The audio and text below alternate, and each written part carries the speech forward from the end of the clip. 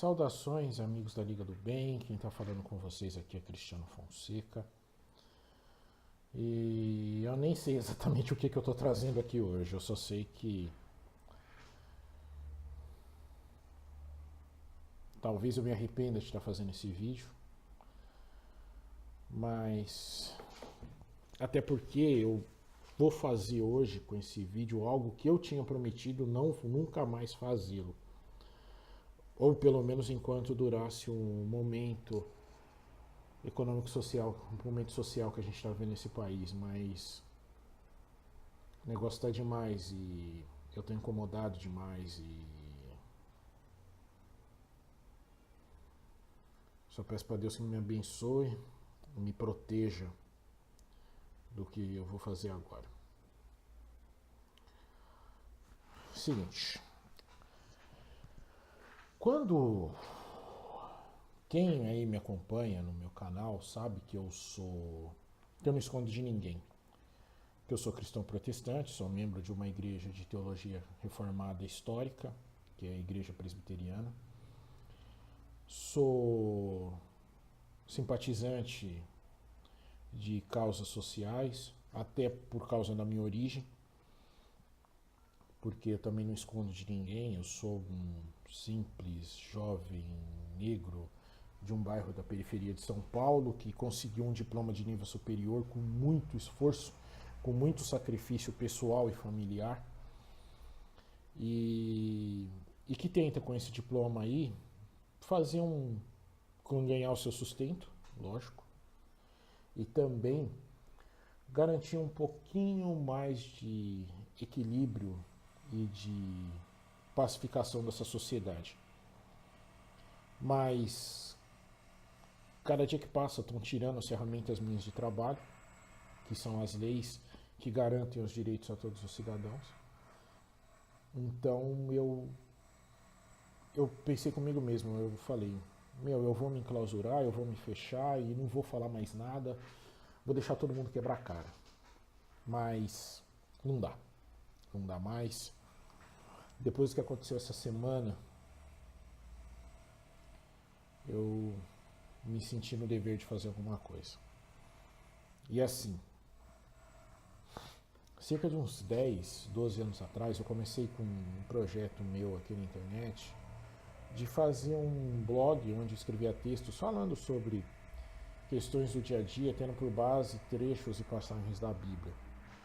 Principalmente falando de questões daquilo que na época eu imaginava que seria o correto a falar, que seria sobre profecias bíblicas, sobre escatologia e... Bem, esse é um ramo de estudo bíblico que ele está perturbado, tá perturbado demais, está desvirtuado demais por causa dessas histórias de teorias conspiratórias, e ele, como mais milhares de coisas, foi utilizado de forma indevida. Então por isso que eu me ausentei, eu até parei com o blog. O blog está em online ainda, está ativo, eu não desativei ele, mas faz o quê? Estamos em 2019, vai fazer quase 10 anos que eu não posto nada nele. E só que esse momento que a gente está vivendo hoje, eu me senti na obrigação de falar alguma coisa, de fazer alguma coisa, e eu vou fazer isso por meio desse vídeo. Para isso, eu vou começar, antes de fazer essa reflexão, eu vou ler um trecho da Bíblia para vocês, que é, para falar a verdade, o capítulo 2 do livro de 2 Tessalonicenses, cujo texto começa assim: Quanto à vinda de nosso Senhor Jesus Cristo e a nossa reunião com Ele, nós vos rogamos, irmãos, que não nos movais facilmente de vosso modo de pensar, nem tampouco vos perturbeis, nem por espírito, nem por palavra, nem por epístola como enviada de nós, como se o dia do Senhor já estivesse já perto. Ninguém de modo algum vos engane, porque o dia não chegará sem que venha a primeira apostasia e seja revelado o homem da iniquidade, o filho da perdição, aquele que se opõe e se levanta contra tudo que se chama Deus ou é objeto de adoração, de sorte que se assenta no santuário de Deus, ostentando-se como Deus. Não vos lembrais que eu vos dizia estas coisas quando ainda estava convosco? Agora sabeis aquilo que o detém, a fim de que seja revelado a seu tempo. Pois o mistério da iniquidade já opera, somente até que seja removido aquele que agora o detém. Então será revelado o iníquo, a quem o Senhor Jesus matará com o assopro da sua boca e destruirá com a manifestação da sua vinda. A vinda desse ímpio é segundo a operação de Satanás, com todo o poder e com sinais e prodígios mentirosos e com toda a sedução da injustiça para aqueles que perecem, porque não receberam o amor da verdade, a fim de serem salvos. Por isso lhes envia Deus a operação do erro, para que deem crédito à mentira, a fim de que sejam julgados todos os que não deram crédito à verdade, antes tiveram prazer na injustiça. Mas nós devemos sempre dar graças a Deus por vós, irmãos amados no Senhor, porque Deus os escolheu desde o princípio para a salvação na santificação do Espírito e na fé da verdade. Ao Estado vos chamou pelo nosso Evangelho, para alcançardes a glória de nosso Senhor Jesus Cristo. Assim, pois, irmãos, estais firmes e conservai as tradições que aprendestes, seja por palavra, seja por epístola nossa. O mesmo nosso Senhor Jesus Cristo e Deus nosso Pai, que nos amou e nos deu eterna consolação e boa esperança pela graça, console vossos corações e os confirme em toda boa obra e palavra. Vamos lá, meu Deus, me ajuda. Ó, é o seguinte. Essa epístola de 2 Tessalonicenses, ela foi... Epístola, tá? Para quem não sabe, é sinônimo de carta. Porque o que aconteceu lá no começo do cristianismo, né? Pedro, o apóstolo Pedro, e depois o apóstolo Paulo, eles começaram um ministério de pregar a boa nova, que é a tradução do termo evangelho, a pessoas não judias, os famosos gentios, que num primeiro momento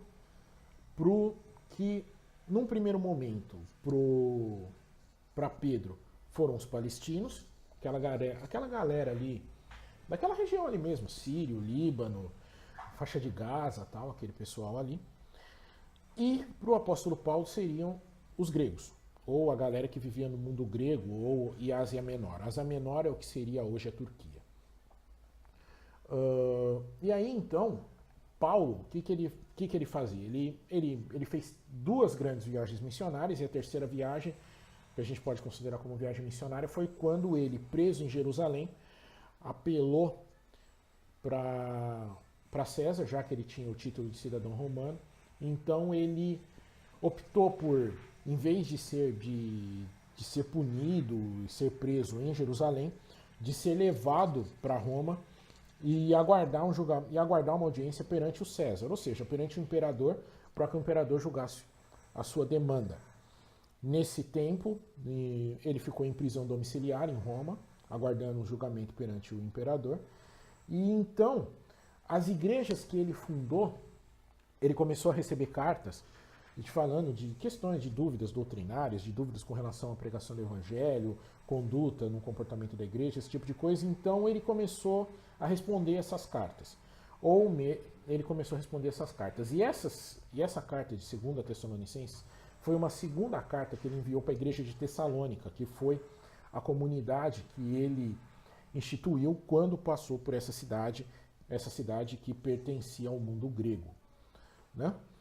Então, nessa segunda carta, nesse trecho, ele dá uma demonstração no trecho desse segundo capítulo, melhor dizendo que, porque naquela época, deixa eu melhorar um pouco, porque naquela época se tinha a crença de que Jesus voltaria em breve, porque na realidade a crença do cristianismo básica é essa, é aguardar a segunda vinda de Cristo, segundo a sua promessa que ele fez quando ele subiu aos céus, lá no Monte das Oliveiras, na presença de todos os discípulos que depois se tornaram os apóstolos.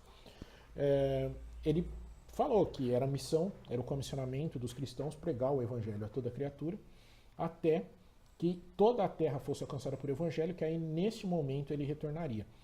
E naquela época, muitos acreditavam que o mundo era só ali, aquele pedaço onde eles viviam. A galera não sabia da existência grande 90% da população mundial não sabia da existência do continente africano, da imensidão, da vastidão que era o continente africano, da vastidão que era o continente asiático, e quanto mais a existência das Américas e da Oceania, das ilhas da Oceania. Eles imaginavam que o mundo era aquele pedacinho ali, os domínios do Império Grego, do Império Romano. Então, muitos cristãos começaram a acreditar que Jesus estaria voltando em breve. Então, Paulo então escreve essa carta para a igreja de Tessalônica, admoestando o pessoal, dizendo o seguinte, falando, gente, a vinda de Cristo vai acontecer, mas não está perto, porque precisa acontecer uma coisa antes, que era o quê? A apostasia da igreja. E essa apostasia, ela, no ponto culminante dela, então viria o príncipe da perdição.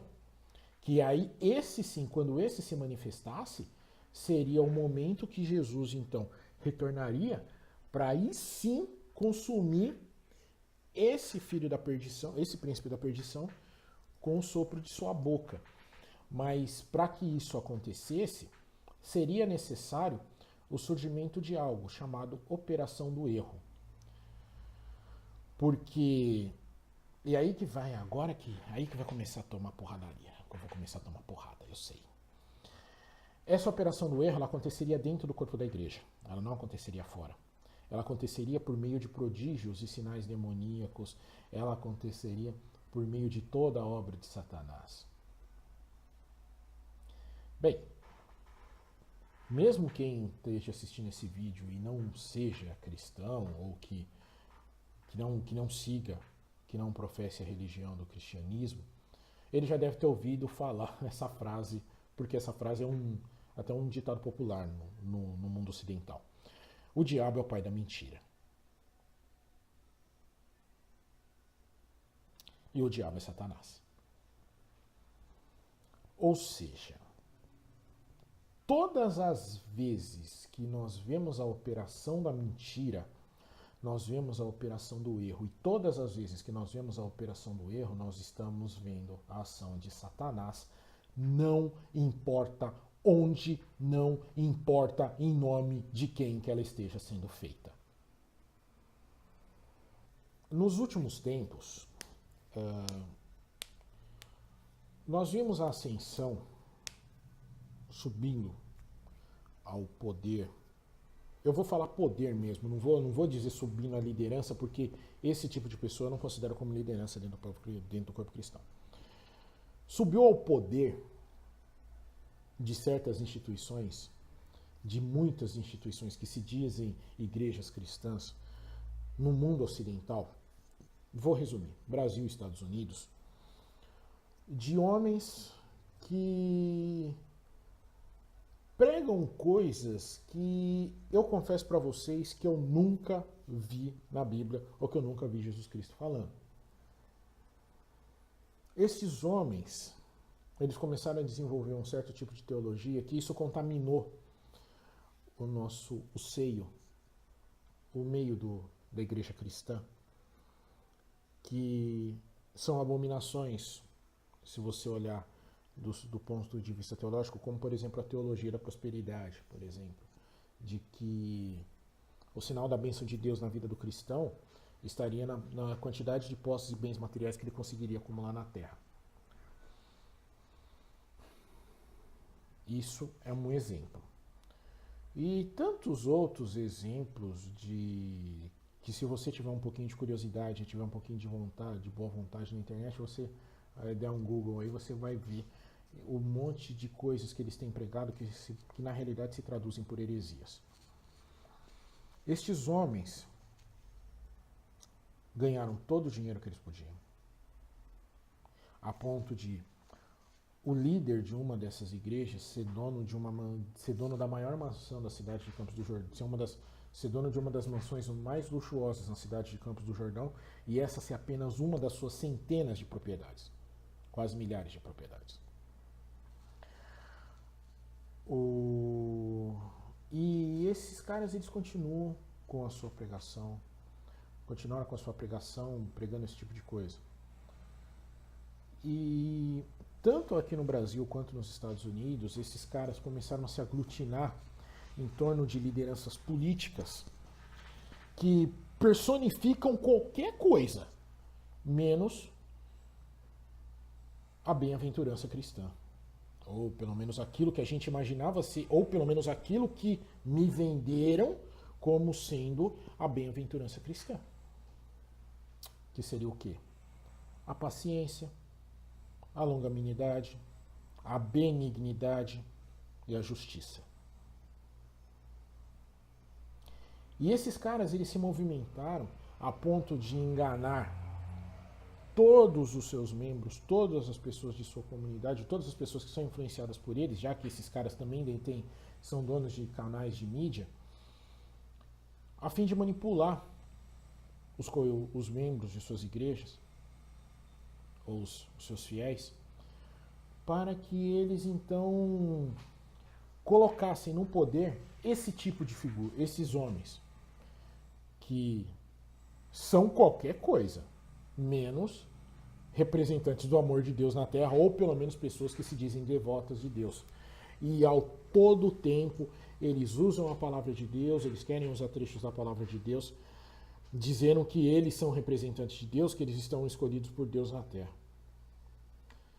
Eu vou falar para vocês, vou fazer uma provocação agora aqui. Eu tenho certeza que eles são escolhidos por Deus, mas não da forma como eles imaginam que eles são escolhidos, e sim da forma oposta, como instrumentos da operação do erro. Porque foram homens que foram colocados no poder através de mentiras. Foram homens que foram colocados no poder através de fake news, de manipulações nas redes sociais. São esses tipos de homens. Homens estes que não conseguem ter um mínimo de decência, nem de sensibilidade. E quando vem o que aconteceu nesse final de semana, que foi a execução promovida por agentes de segurança do Exército Brasileiro no Rio de Janeiro, a uma família, dando mais de 80 disparos de fuzil em homens, mulheres idosas, num pai de família, numa mãe de família e em duas crianças que estavam indo para uma festa de batismo, para uma festa de batizado, eles permanecem em silêncio. Mas aqui a todo momento, eles se dizem servos de Deus. Eles querem falar a palavra de Deus, e esse líder que eu estou fazendo referência, ele sempre diz, ele gosta de falar: conhecereis a verdade e a verdade vos libertará. Que verdade? Qual é a verdade? Até porque nós vivemos numa era onde a verdade é relativa, graças a esses homens. Ou seja, vivemos a operação do erro.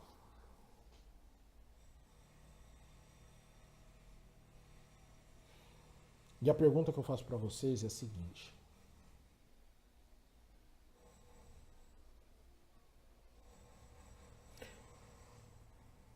Paulo, ele deixa bem claro que esse tempo chegaria para que fosse separado o joio do trigo. Isso para aqueles que são cristãos, como eu sou.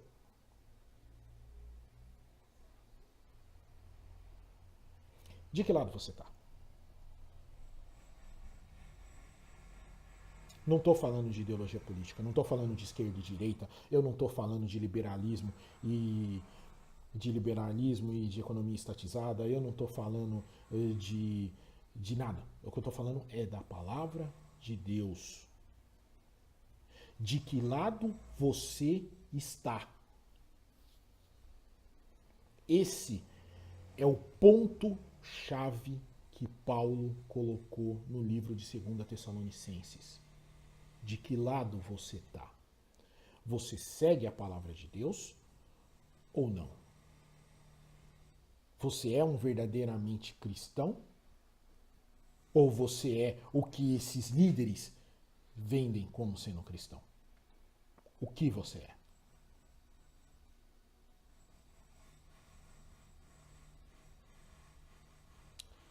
Chegou a hora. Decidam-se.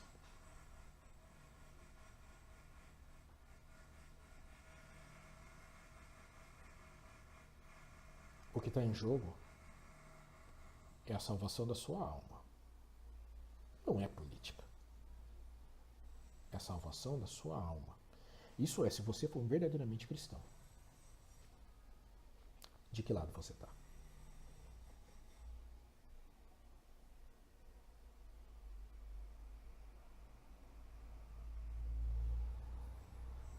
É isso.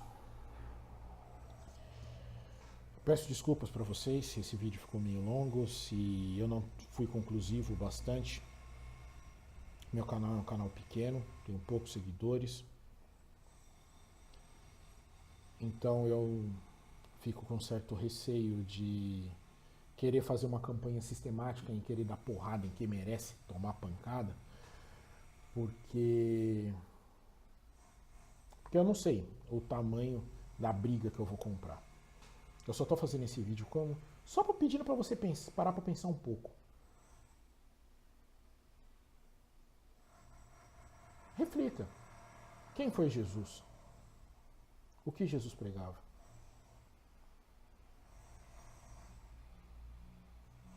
O que você está querendo, o que você segue, é o que geralmente o que Cristo dizia? Só quero que você pare para pensar nisso. Se quiser responder aqui nos comentários, está bem-vindo. Mas eu já vou avisar. Falta de respeito vai ser moderado. Se você gostou dessa conversa, dessa prosa que eu estou tendo com vocês aqui, por favor, deixa aí seu like, compartilhe o vídeo. Faça mais gente parar para pensar. É isso. Fiquem com Deus. Até a próxima. Tchau.